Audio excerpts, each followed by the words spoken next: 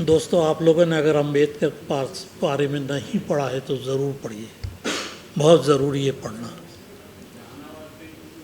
आप देखेंगे अगर उस आदमी, तो मुझे ये लगता है कभी कभी कि ये आदमी पागल क्यों नहीं हुआ। क्योंकि किसी भी आदमी को, ऑर्डिनरी आदमी के ऊपर में अगर इस तरह का प्रेशर हो जिस तरह के उसने झेला है, तो शायद पागल ही हो जाए।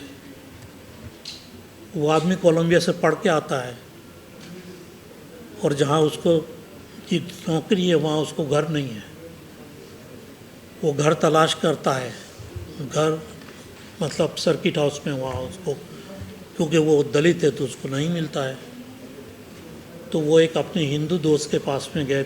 ऑटोमेटिकली वो हिंदू दोस्त ने बोल दिया उनको कि भाई मेरे ख़ानदान वाले तो तुम्हें नहीं रखेंगे, तुम जाओ। फिर वो एक क्रिश्चियन के पास जाता है, क्योंकि क्रिश्चियन सबसे लिबरल है। तो उस क्रिश्चियन ने भी उनको नहीं रखा अपने घर में। ये सोचने की बात है। वो एक मुसलमान दोस्त के पास में गया, वहाँ तो ये हो गया कि उनको नहाने भी नहीं दिया, उन लोगों का जो तालाब था उसके अंदर में। ये आदमी वहाँ से निकला है और इंडिया का संविधान, हम जिसको बोलते हैं कॉन्स्टिट्यूशन, वो हम लोगों को दिया है। मुझे अभी तक ये समझ में नहीं आया, मैं 1-2 मिनट टाइम ले लेता हूँ, कि हमारे कॉन्स्टिट्यूशन में कास्टिज़म को ख़त्म क्यों नहीं कर दिया। क्या ही हो सकता है कि एक आदमी एक ख़ानदान में पैदा हो, एक परिवार में पैदा हो तो वो ऊपर चला जाएगा, और दूसरा आदमी एक दूसरे ख़ानदान में पैदा हो, दूसरे परिवार में पैदा हो तो वो नीचे चला जाएगा। ये कैसा अद्भुत नियम है। कोई भी सभ्य समाज के लिए ये मुनासिब नहीं है। मैं, जो लोग कमज़ोर हैं उनको तो नहीं बोलूँगा, लेकिन जो स्ट्रांग है, जो अपर कास्ट से आते हैं, मैं उनको यही बोलूँगा कि अपने आप को रिवर्स कर लो और समझो कि तुम वहाँ पे होते तो क्या होता। मैं एक ख़ानदान में पैदा हुआ, मुसलमान था वो ख़ानदान, तो मैं मुस्लिम हो गया।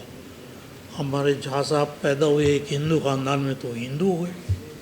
ये हमारे ऊपर था कि मैं कहाँ पैदा हो जाऊँ, या उनके ऊपर में था कि वो कहाँ पैदा हो जाए।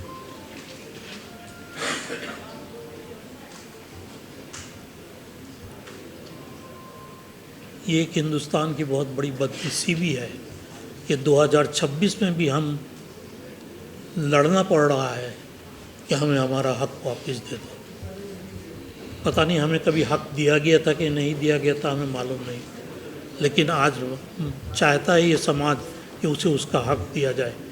और मैं समझता हूँ कि ये रेगुलेशन जो है, जो बनाया गया था, इससे जो वंचित समाज है उसको ज़रूर फ़ायदा होता, लेकिन जो हायर कास्ट के लोग हैं उनके लिए कोई ख़राबी भी नहीं था, कोई बुराई भी नहीं थी।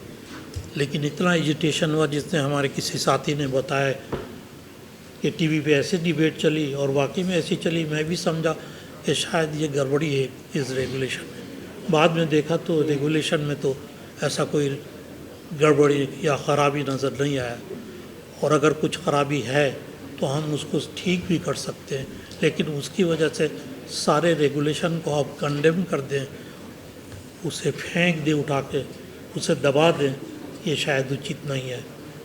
मुझे जो बोलना चाहिए था शायद उससे ज़्यादा बोल गया। आप लोग जितना सुनना नहीं चाहते थे उतना मैंने सुना दिया। इतने अफसोस की बात है कि 75 साल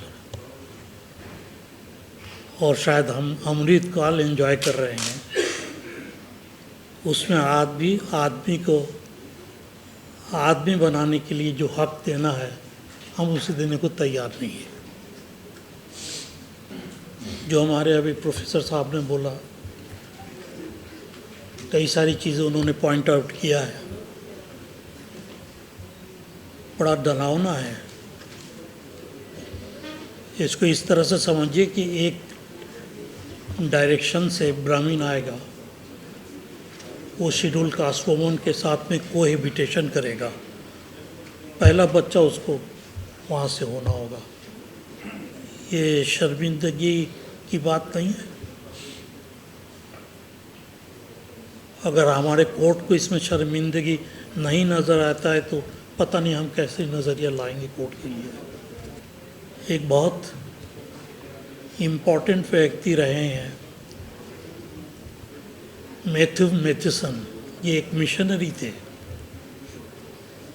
वो ऑक्सफोर्ड मिशन इंग्लैंड से आए थे, कलकत्ता के बाहर एक ऑर्फनेज इस्टेब्लिश करने के लिए। तो उस ज़माने में फ़ोन वोन तो होता नहीं था, ख़तों के ज़रिए वो अपने ऑक्सफोर्ड मिशन को लिखते रहते थे। तो 2 चिट्ठियाँ उनकी बड़ी मशहूर हुई हैं। एक में उन्होंने लिखा, जो 1920s में उन्होंने लिखा था कि ये हिंदुस्तानी कैसे पागल लोग हैं,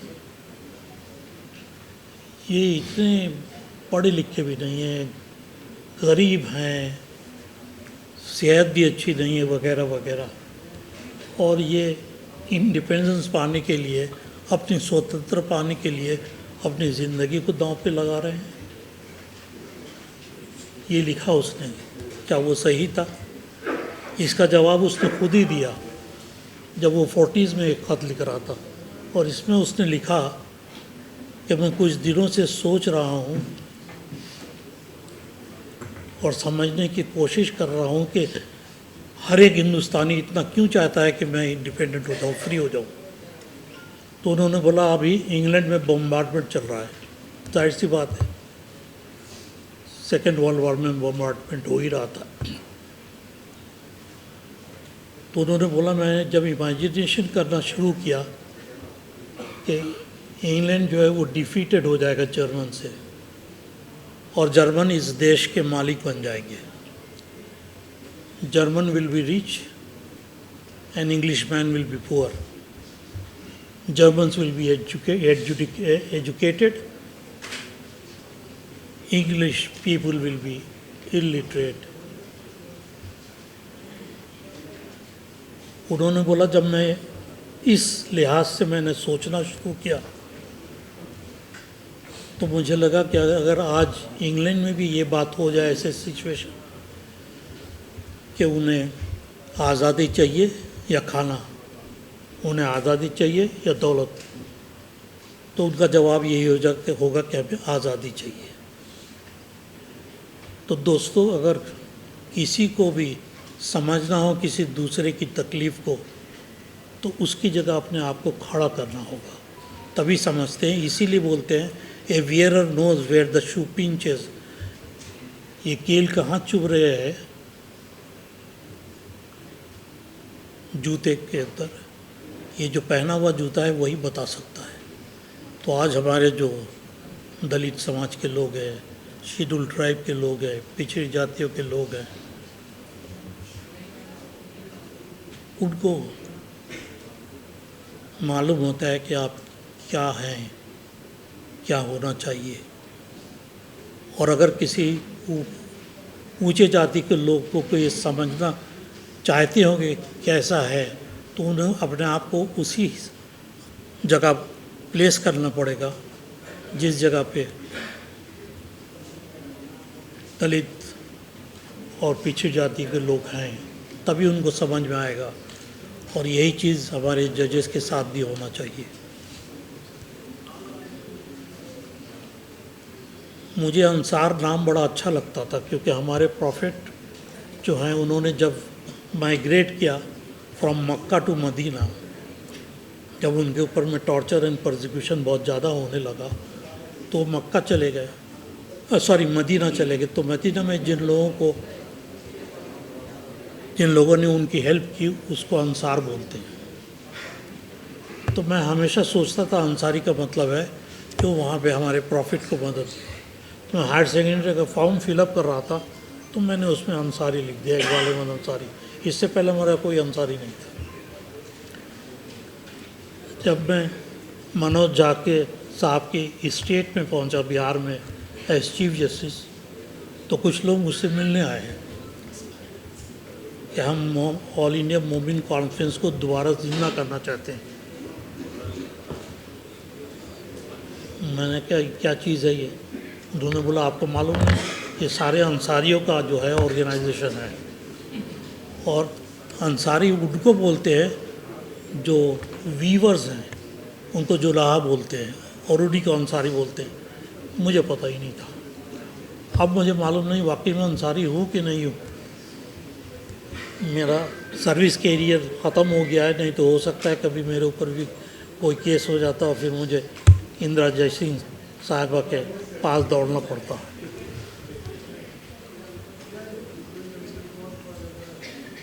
मैं जब चला था तब सोच रहा था क्या बोलूँगा, और अब भी यही सोच रहा हूँ क्या बोलूँ। एक इंसिडेंट में मुझे याद आ रहा है। हमारे बड़े भाई के एक दोस्त थे, हर क्लास में एक आध बार फेल हो जाते थे। तो ग्रेजुएशन में भी उन्होंने एग्ज़ामिनेशन दिया और 2 बार फेल हो चुके थे। थर्ड टाइम उनका चांस आया, पेपर में आता था रिज़ल्ट, तो लोगों ने घर में देखना शुरू किया रिज़ल्ट उनका। वो दौड़ते हुए आए, उन्होंने बोला बेवकूफ़ नीचे से देख, और नीचे से देखा तो उनका पहला नंबर उन्हीं का था। मुझे जब प्रोफेसर रतन लाल ने यहाँ इनवाइट किया कि आप आइएगा, तो मैंने उनसे सही कहा, और हकीकत भी यही कि मैं जो डिस्कशन चल रहा है 2026 रेगुलेशन के बारे में कुछ नहीं जानता, सिवाय इसके कि सिवाय जो डिस्कशन हमने टीवी में देखा है।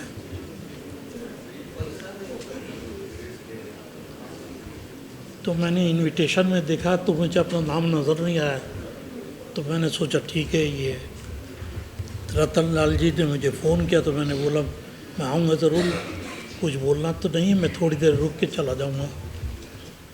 तो उन्होंने बोला नहीं नहीं आपको भेजा है ना, आपका नाम है। तो फिर मैंने नीचे से देखा तो पहला नाम मेरा ही था।